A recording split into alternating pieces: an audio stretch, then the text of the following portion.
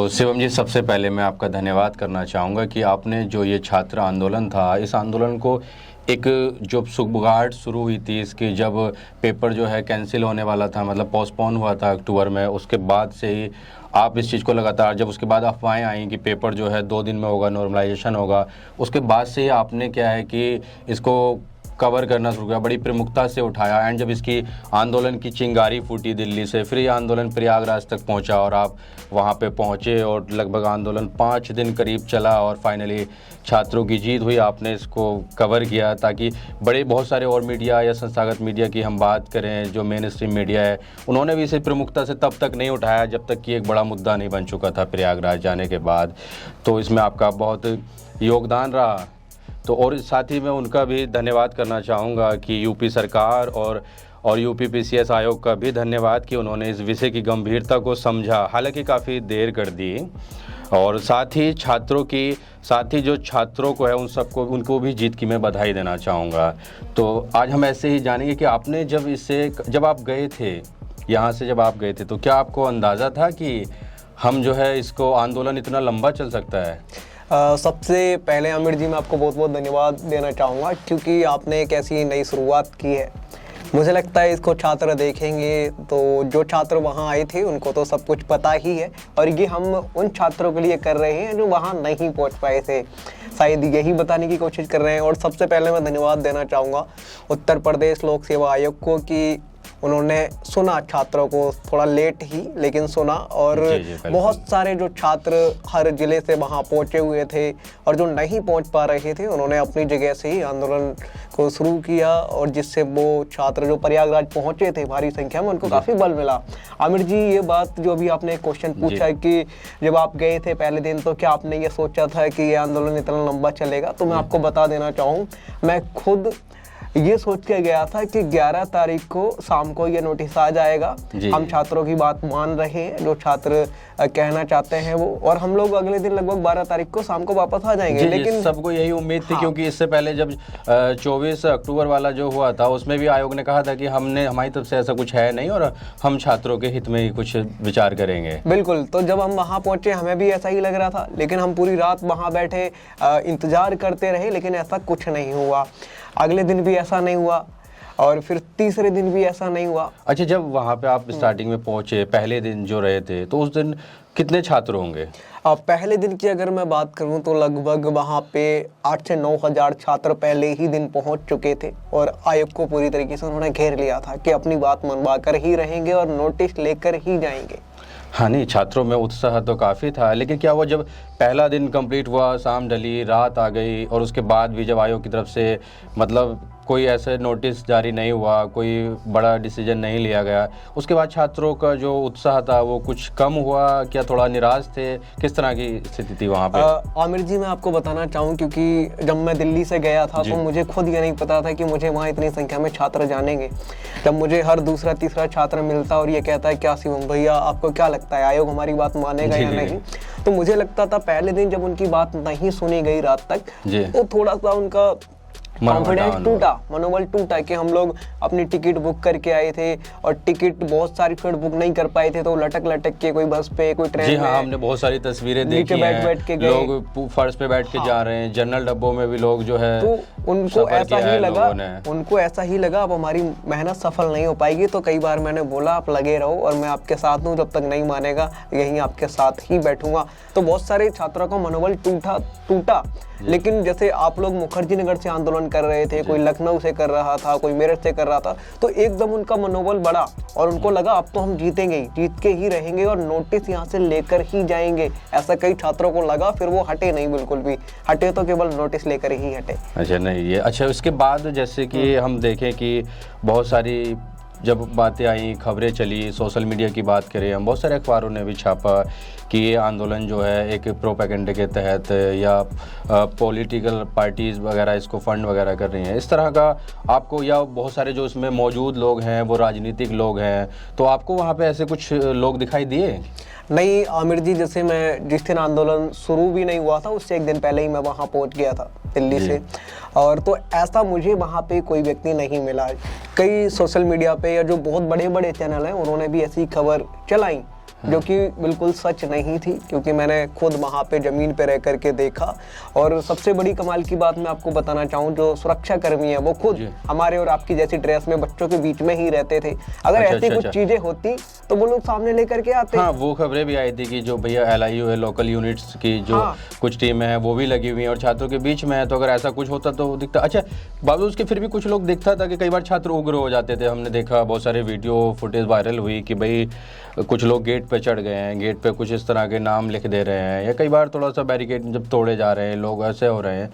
तो ये इसमें ऐसा लगता था कि कुछ छात्र जो है एकदम थोड़ा आगे बढ़ के या एक्सट्रीम लेवल पे कर रहे हैं, क्योंकि बात गांधीवादी आंदोलन की हो रही थी कि भाई हम एक शांतिपूर्ण आंदोलन कर रहे हैं।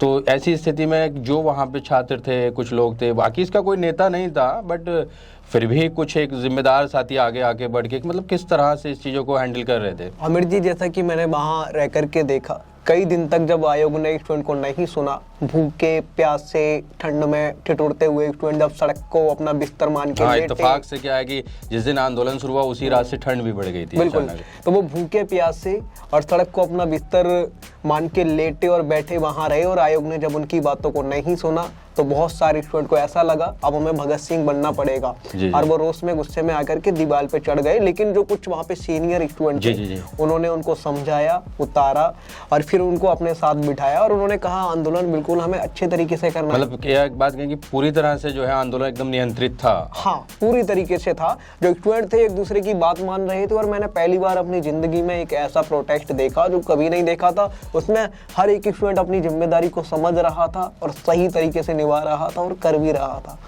अच्छा, इस वजह से बात आई कि भाई बहुत से लोग इनको फंडिंग कर रहे हैं, तो अब जैसे आंदोलन एक दिन चलने वाला था, एक दिन लोग मैनेज कर सकते हैं, कई बार भूखे रह के भी कर सकते हैं, लेकिन क्या है कि आपको खाना तो चाहिएगा ही। अगर आप रहेंगे तो फिर आप इसमें या वहाँ पे अपने खाने का जो अरेंजमेंट होता है वो देखा, वो किस तरह से मतलब खाना हो रहा था लोग, क्योंकि हमने देखा कि यहाँ से जो लोग गए थे छात्र हैं, अब उनके पास इतना ऐसे पैसा तो नहीं है अचानक वहाँ जाना पड़ जाए। बहुत से लोग यहाँ पे 3-3 4-4 लोग मिलके एक टिकट खरीदे हैं और उस टिकट पे फिर एक बंदे को भेजा है। इस तरह से भी लोगों ने आपस में चीज़ों को किया है।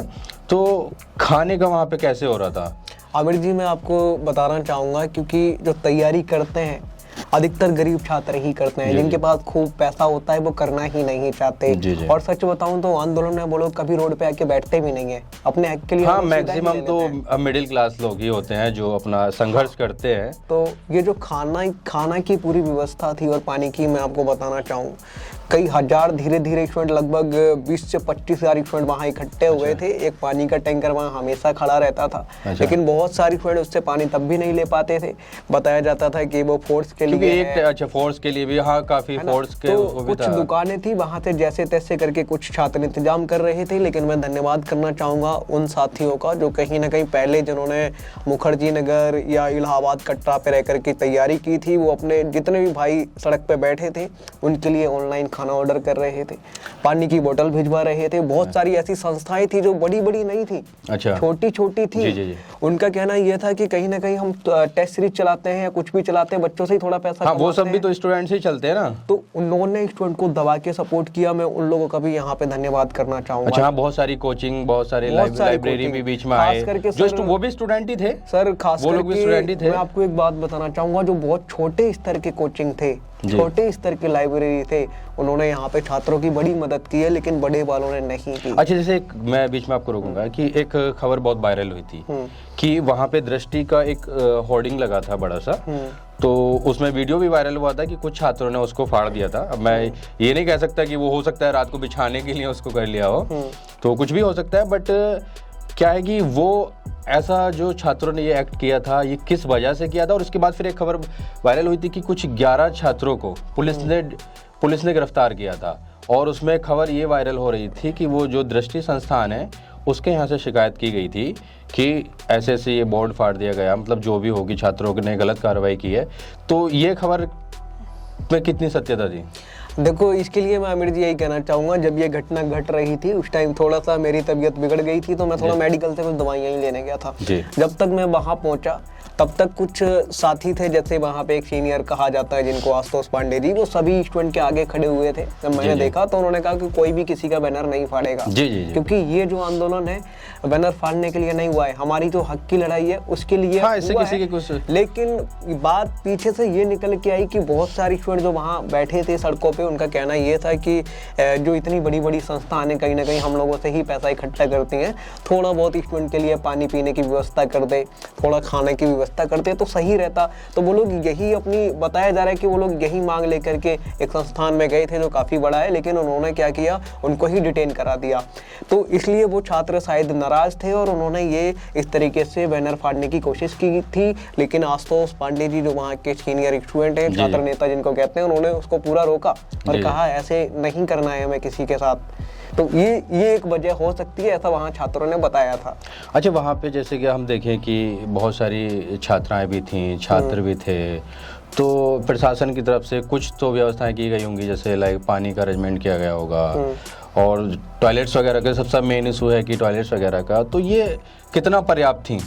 अब मैं आपको बताऊं सर, वहाँ टॉयलेट की तो कोई व्यवस्था नहीं थी किसी भी तरीके की, ना बॉयज़ के लिए ना गर्ल्स के लिए।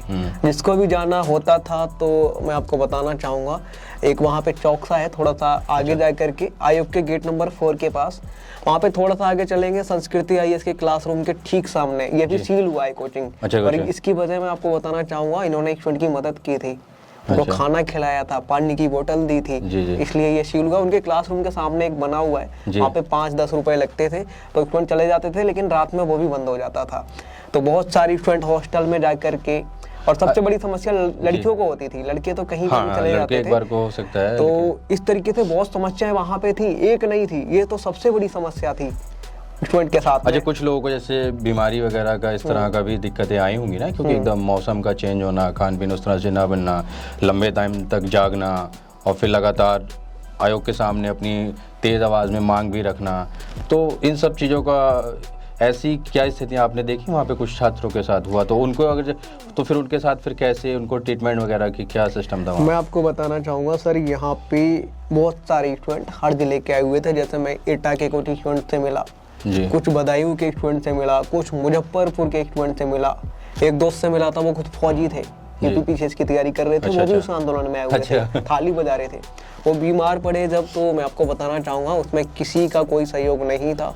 छात्र अपने पैसे से खुद जाकर के दवाइयाँ लेके आ रहे थे और खा के फिर सड़क पे बैठ रहे थे कि हमें अब लड़ना है और नोटिस लेकर ही जाना है। ऐसी मैंने वहाँ पे समस्या। अच्छा, थाली वाला बड़ा इंटरेस्टेड था। कई बार कुछ लोग क्या देखे, थाली बजा रहे थे, कुछ लोग क्या कि कोई टीन का टुकड़ा, ड्रम मिल गया, खाली बॉटल्स मिल गए, जो मिल रहा था वो बजा रहे थे। इसका कैसे, मतलब ये क्या अपना मतलब एंटरटेन करने के लिए था, या खुद को रिचार्ज करने के लिए था, या फिर सीधे सीधे आयोग को आवाज़ सुनाने के लिए था? ये सवाल आपने एकदम बहुत अच्छा पूछा है और इसको बहुत सारे छात्रों ने देखा, उन्हें काफ़ी मज़ा आया। मैं आपको बताऊं कि जब स्टूडेंट वहाँ पे बैठे बैठे थक गए और उन्होंने आयोग को हर तरीके से अपनी आवाज़ पहुंचाने की कोशिश कर ली, हर चैनल से, हर अखबारों में, हर समाचार पत्रों में छप रहा था, आयोग तब भी नहीं सुन रहा था। अच्छा। तो बहुत सारी स्टूडेंट ने अपना अलग अलग तरीका निकाला कि शायद आयोग अब इस तरीके से सुने।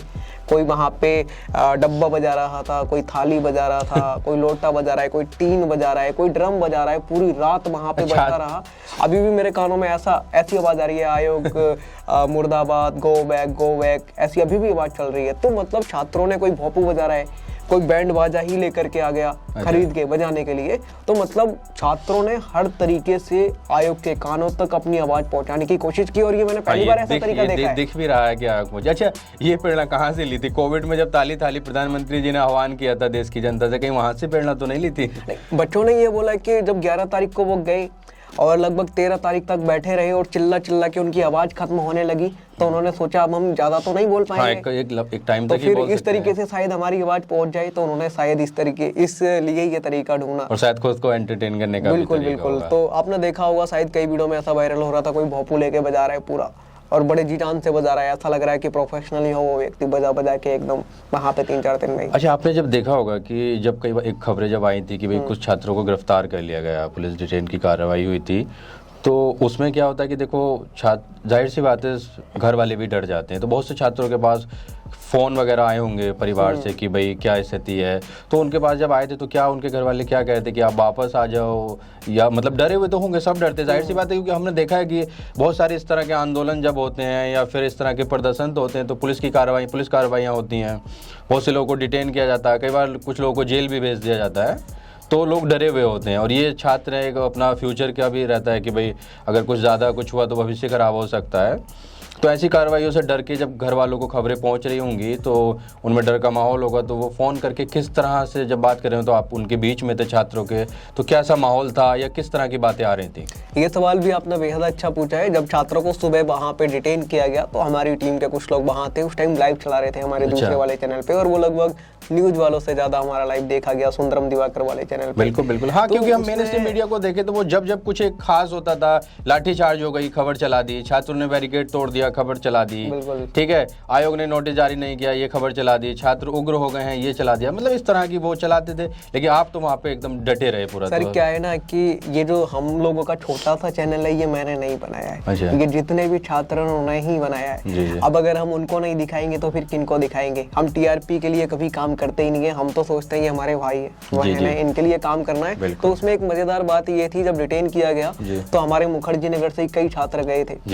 जिसमें मैं आपको एक नाम बताना चाहूँ, एक नवीन यादव जी हैं, एक आनंद मिश्रा जी हैं, और अगर प्रयागराज के कुछ छात्रों की बात करें जिनका नाम मुझे याद है, जैसे आशुतोष पांडे जी हैं और राजन त्रिपाठी जी हैं, इन लोगों को जब डिटेन किया गया, इनके अलावा और भी बहुत सारे छात्रों को डिटेन किया गया था, उनका नाम मुझे याद नहीं है।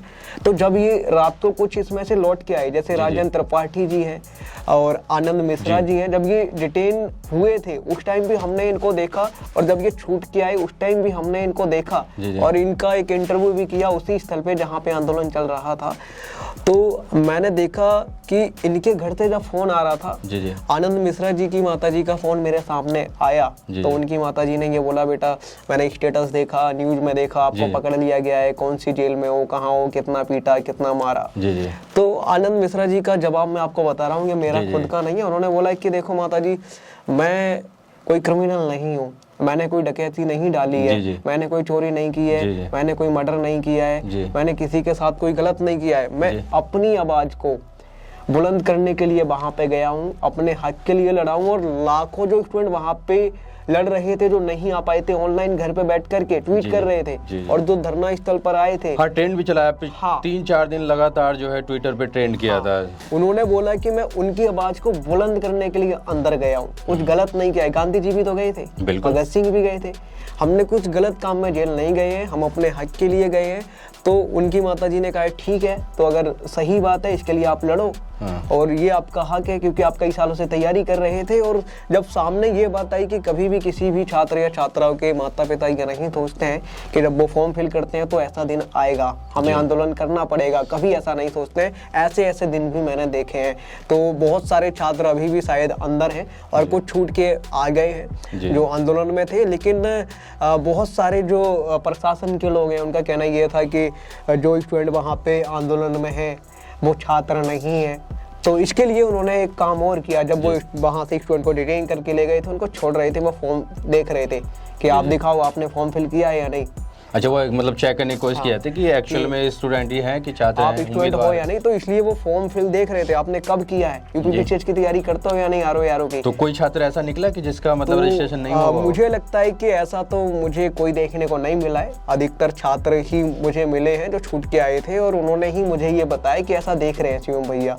तो उन्होंने जो जिनसे मैं मिला उन्होंने फॉर्म फिल किया हुआ था, और वो सभी स्टूडेंट थे। अच्छा, जैसे ये बातें चली कि इसमें भाई पढ़ने वाले छात्र नहीं है, बहुत सारे लोगों ने ऐसे चलाया, बहुत सारी पोस्ट की लोगों ने। तो मैं कहना चाहूँगा कि जैसे कि हम देखते हैं कि भाई हम कोई तैयारी करते हैं, बच्चा कोई पढ़ने जाता है या इवन वो किसी भी फील्ड में जाता है, तो उसकी फैमिली, परिवार, भाई, माता पिता, भाई बहन, मतलब उसको पूरा फुल सपोर्ट करते हैं, चाहे वो फाइनेंशियल सपोर्ट हो, किसी भी तरह का सपोर्ट हो, वो पूरा करते हैं। तो अगर वो कहीं जाके अपनी लड़ाई लड़ रहा है, भले ही वो एक आंदोलन लड़ रहा है, सरकार से अपनी मांग रख रहा है, तो इसमें क्या कुछ बुराई नहीं होनी चाहिए? अब इसमें मैं आमिर जी आपको बताना चाहूँगा कि इस आंदोलन में मैंने उन छात्रों को भी देखा जिन्होंने अभी कोई अटेम्प्ट नहीं दिया, जिनकी उम्र केवल अभी 21 साल ही हुई है, लेकिन वो फिर भी लड़ने आए थे। क्यों? क्योंकि अगर अभी ये रूल बन गया तो हमेशा चलता रहेगा और उनके आने वाले समय में उनके ऊपर हावी हो जाएगा। और इस आंदोलन में मैंने उन छात्रों को भी देखा है जो पहले से ही सर्विस में हैं, जो सिलेक्ट हो चुके हैं लेकिन इस बार एग्जाम फिर दे रहे हैं, उनको भी मैंने इस आंदोलन में देखा है। और जिनका मैं सिलेक्शन होने पर इंटरव्यू कर चुका था, उन्होंने ज्वाइन नहीं किया, वो भी मुझे उसी आंदोलन में मिले थे। उन लोगों से भी मिला हूं जो कहीं ना कहीं बॉर्डर पे थे, यूपीपीसीएस की तैयारी कर रहे थे, उन छात्रों से भी मैं वहाँ पे मिला हूँ। पहली बार मैंने ऐसा आंदोलन देखा।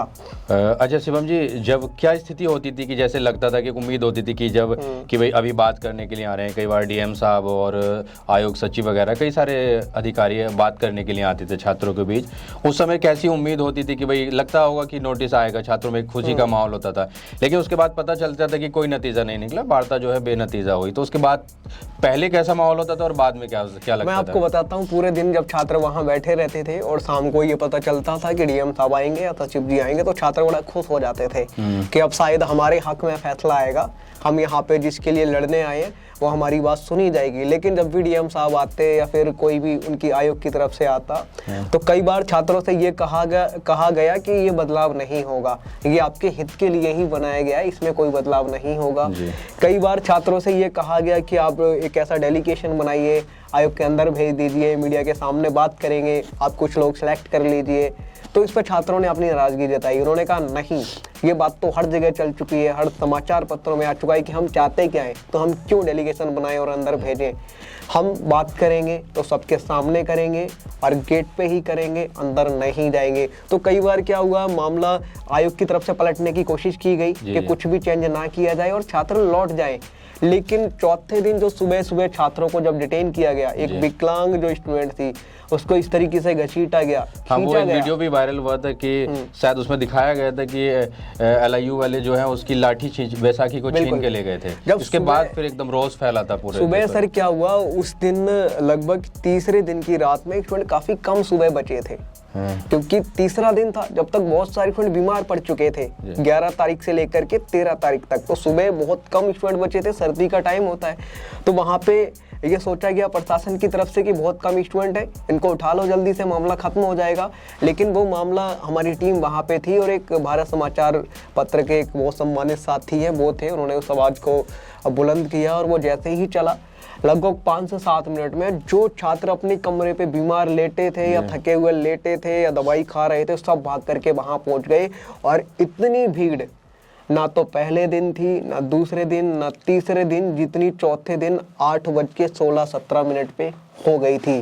दोबारा हमारी बात बीच में रह गई थी कि जब वार्ता होती थी और वार्ता विफल हो जाती थी, उसके बाद जो छात्रों में होता तो फिर वो किस तरह का माहौल दिखता था? उस तरीके से थोड़ा सा उनको दुख ये होता था कि हम जिस काम के लिए यहाँ पे आए हैं वो हमारा नहीं हो पा रहा है, थोड़ा सा निराशा उनको होती थी। लेकिन वो फिर भी वहीं पर बैठे रहते थे और अगले दिन का इंतजार करते थे कि अगले शाम को आयोग की तरफ से कोई आएगा और हमारी बातचीत होगी, कोई मसला हल होगा और जिस काम के लिए हम आए हैं वो होगा। अच्छा शिवम जी, मुझे लगता है कि आपने शायद हर एक चीज़ को बहुत बारीकी से कवर किया, डे 1 से लास्ट डे तक आपने चीज़ों को कवर किया, और मुझे नहीं लगता कि शायद आपने कुछ छोड़ने की कोशिश की होगी।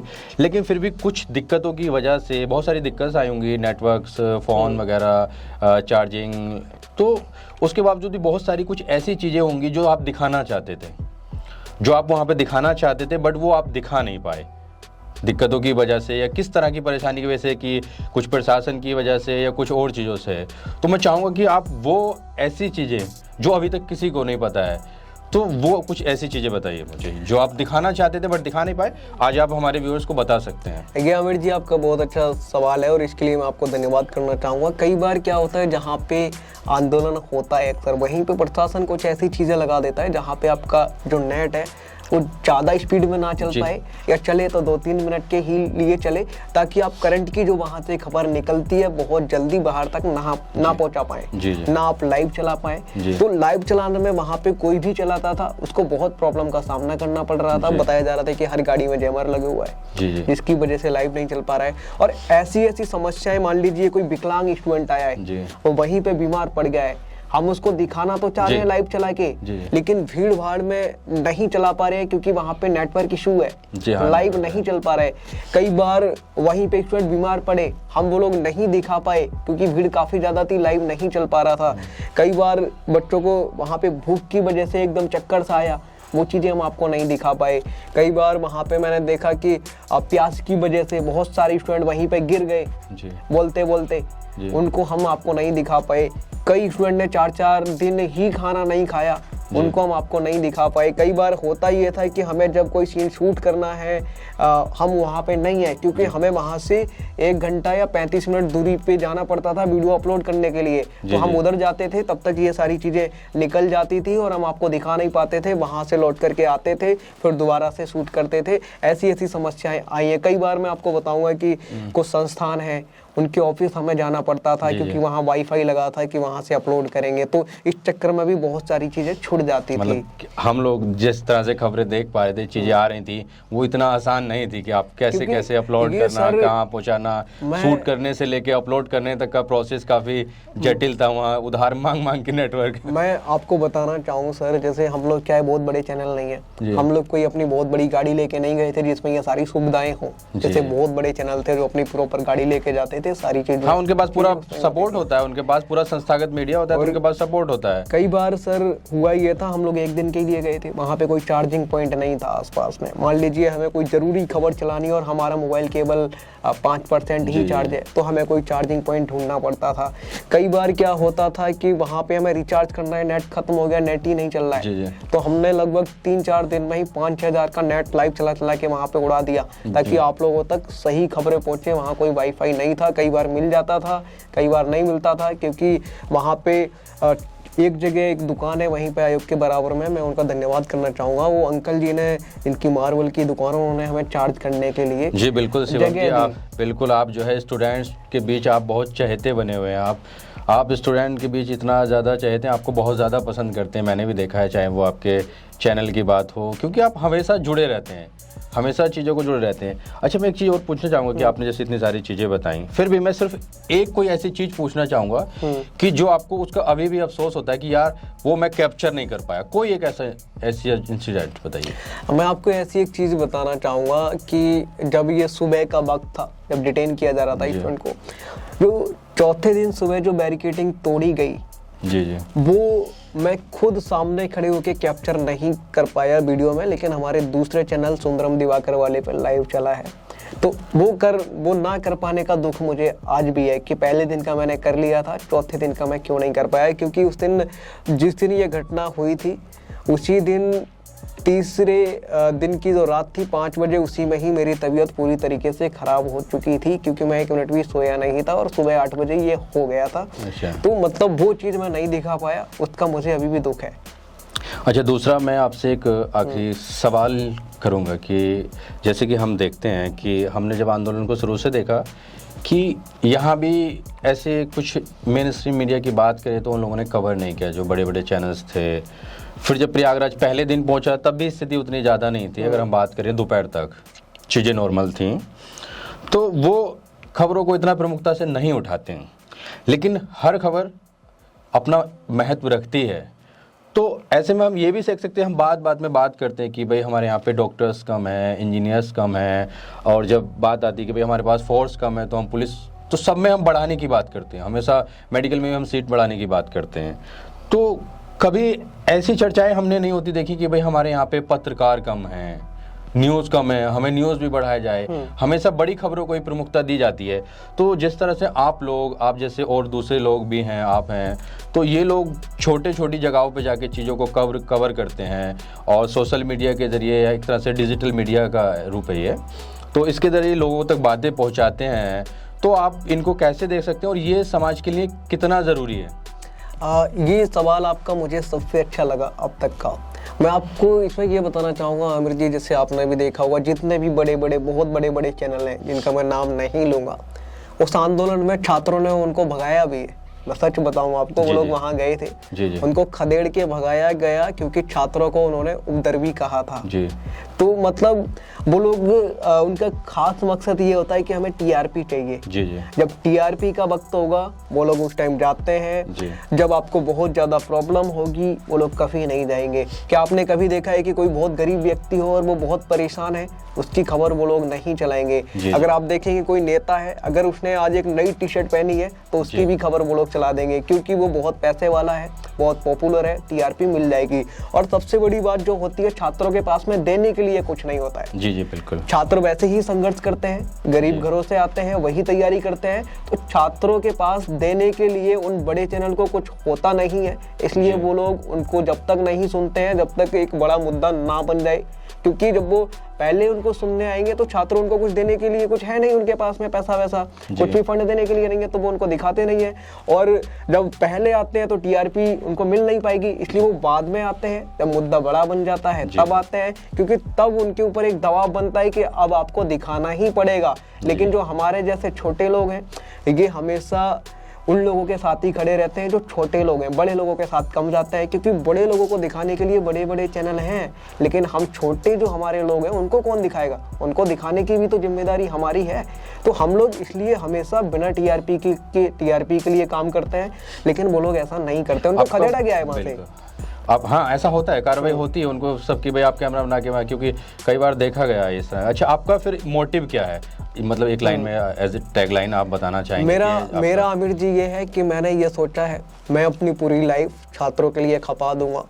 पूरे भारत में ही नहीं, अगर भारत से बाहर भी स्टूडेंट रहते हैं तो मैं वहाँ तक भी जा करके उनकी समस्याओं को सुनूंगा, उनका लाइफ स्टाइल दिखाने की कोशिश करूंगा। और ख़ास करके मेरा फोकस उन स्टूडेंट पे रहेगा जो गरीब तबके से हैं, जो गरीब से गरीब हैं, जिनको कोई दिखा नहीं पा रहा है, इसलिए क्योंकि टीआरपी नहीं मिलेगी। क्या मतलब है कि जो खबरें नहीं पहुंच पा रही हैं, ये खबरें दब जाती हैं, वो खबरें आप दिखाओगे? जो खबरें अक्सर डेली दब जाती हैं उनको मैं उठाने का काम करूंगा, और हमेशा छात्रों के लिए काम करूंगा, क्योंकि पब्लिक और नेताओं के लिए करने के लिए बहुत सारे चैनल हैं। मैंने देखा है हमारे देश में युवा जो छात्र हैं उनको अधिकतर कोई नहीं दिखाता है, उनको दिखाने के लिए हमारा चैनल है और इसको हम दिखाते रहेंगे। अच्छा, पिछले समय से एक सवाल काफ़ी उठ रहा है कि अभी कोई यूट्यूबर्स को लेके एक लॉ आने वाला है, कुछ हम इस तरह के कानून बनाने वाले हैं। कई बार क्योंकि देखा जाता है कि अलग अलग लोग यूट्यूब चैनल, कोई भी माइक पकड़ के ऐसे खड़ा हो जाता है, घूम रहा है, तो कई बार रहता है कि भाई इनके भ्रष्ट होने की चीज़ें या किसी पे दबाव बनाने जैसी घटनाएं,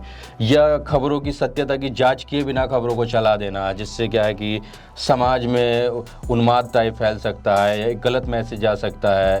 तो इस तरह के कानून की बात आ रही, तो इसको आप कैसे देखते हैं? इसमें मैं आपको बताना चाहूँगा सर, ये कानून ला करके जितने भी बड़े चैनल हैं, आपको पता ही है वो कितना सच दिखाते हैं, तो कोशिश ये की जा रही है कि जो सच दिखाता है उसको ख़त्म कर दिया जाए पूरा, और जो झूठ दिखाता है और जो फंड लेके काम करता है उनको ही बढ़ने का आगे मौका मिलेगा। और जो कहीं ना कहीं हमारे देश में जो गरीब तबके के लोग हैं वो और नीचे दब जाएंगे, उनको कभी कोई दिखाने वाला बाद में पैदा ही नहीं होगा। क्योंकि अभी क्या होता है, आपके पास अगर मोबाइल है, अगर कहीं पे कुछ गलत हो रहा है आप तुरंत दिखा देंगे वीडियो बना करके। जी। मेरे साथ कुछ गलत हो रहा है मैं भी दिखा दूंगा, लेकिन फिर क्या होगा, ना आप दिखा पाएंगे ना हम दिखा पाएंगे, और जो बड़ा चैनल है वो आप तक जल्दी पहुंच नहीं पाएगा, तो हम लोगों की जो समस्याएं वो दबना और शुरू हो जाएंगी, और जो बड़े बड़े लोग हैं पावर ताकत उन्हीं के हाथ में पहुंच जाएगी। तो कहीं ना कहीं यही पूरा करने की कोशिश की जा रही है। क्योंकि मुझे लगता है कि जिस तरह गांधी जी का सपना था, जो चीज़ें हैं या शासन है, हम प्रशासन की बात करें, गांव के अंतिम पायदान पर खड़े हुए व्यक्ति तक पहुंचना चाहिए। जैसे हमारा पंचायती राज है तो उसको काफ़ी हद तक उसको पूरा करता है, तो उसी तरह मुझे लगता है कि जब गांव गरीब की खबर है वो भी तो ऊपर बैठी सरकार तक पहुंचनी चाहिए।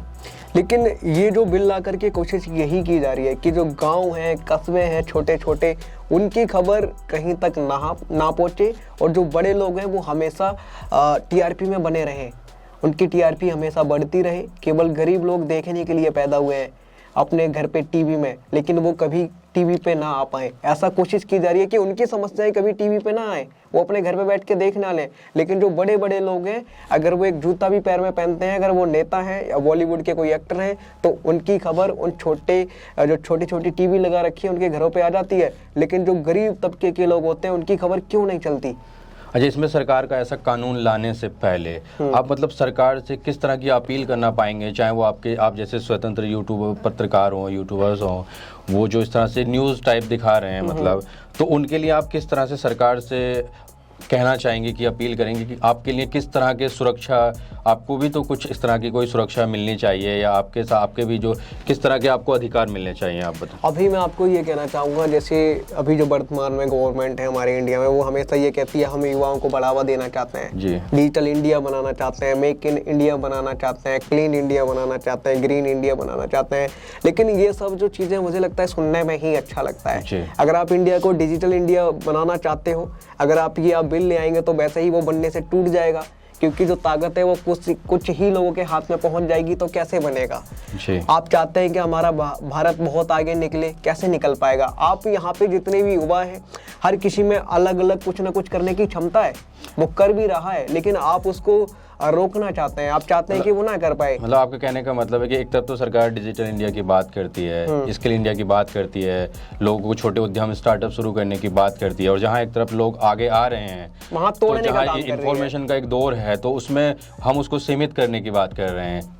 सीमित करने की वो इसलिए बात कर रहे हैं क्योंकि मान लीजिए अगर आज हम इस छोटे रूम में बैठे हैं, अगर आपको कोई समस्या, आप यहीं से वीडियो बना करके ट्वीट कर देंगे तो बहुत सारे लोगों को पता चल जाएगा। लेकिन ये जब सारी चीज़ें आपके हाथ में नहीं रहेंगी, तो आप अगर इस रूम में कोई समस्या है तो आप बताने के लिए बड़े चैनल को बुला नहीं पाएंगे, क्योंकि आपके पास देने के लिए फंड नहीं है, वो लोग नहीं आ पाएंगे, आपकी समस्या यहीं रह जाएगी। तो कैसे इंडिया जो है डिजिटल इंडिया बनेगा, मेक इन इंडिया कैसे बनेगा, कैसे इंडिया में जो युवा हैं, बहुत सारे आपने देखा होगा आज हमारे इंडिया में बहुत बड़े बड़े यूट्यूबर हैं जो आज अच्छा काम कर रहे हैं। मोदी जी खुद उनको बुला करके सम्मानित करते हैं। क्या मोदी जी उनकी आंखों में डाल करके ये कह पाएंगे हम यूट्यूब बंद करा रहे हैं? क्यों? क्योंकि उन्होंने मोदी जी उनसे मिले हैं, उनको सम्मानित किया है कि आप अच्छा काम कर रहे हो। तो क्या अब मोदी जी उनको ये कहेंगे कि हम यूट्यूब बंद करवा रहे हैं ताकि आप लोग ऐसी ऐसी खबरें दिखा देते हो जो न्यूज भी नहीं दिखा पाता है, न्यूज वाले भी कई बार नहीं दिखा पाते हैं, बिल्कुल। जो लोग यूट्यूब वाले दिखा देते हैं, फेसबुक वाले दिखा देते हैं, और ऐसी ऐसी खबर वो दिखा देते हैं जो कभी न्यूज सोच भी नहीं सकता है। गरीब से गरीब लोगों की खबरें दिखा देते हैं। मेरा मानना है कि देखो, नियम तो बनने चाहिए, क्योंकि किसी को भी ऐसे नियम तोड़ने का ऐसे वो अधिकार नहीं होना चाहिए, लेकिन साथ साथ उनके अधिकारों की भी रक्षा होनी चाहिए। हाँ, ये बात बिल्कुल सही है, इसमें कोई भी संदेह नहीं है कहीं पे भी। चलिए शिवम जी, आज की हम वार्ता को यहीं पे विराम देते हैं, और आपसे मिलके बहुत अच्छा लगा। एंड दर्शकों, हम विदा लेते हैं और मिलेंगे फिर एक नेक्स्ट मुद्दे पर, और फिर हम आपसे रूबरू होंगे। धन्यवाद। इस वीडियो में आमिर सर को मुझे बुलाने के लिए, आमंत्रित करने के लिए बहुत बहुत शुक्रिया। ये वीडियो आपको कैसा लगा हमें सर को ज़रूर बताइए, और ये आपके लिए नए नए मुद्दे पर मुझे पता चला है कि अब वीडियो लेकर के आते रहेंगे। इनको सहयोग कीजिए, सपोर्ट कीजिए और प्यार देते रहिए। आप सभी का बहुत बहुत धन्यवाद।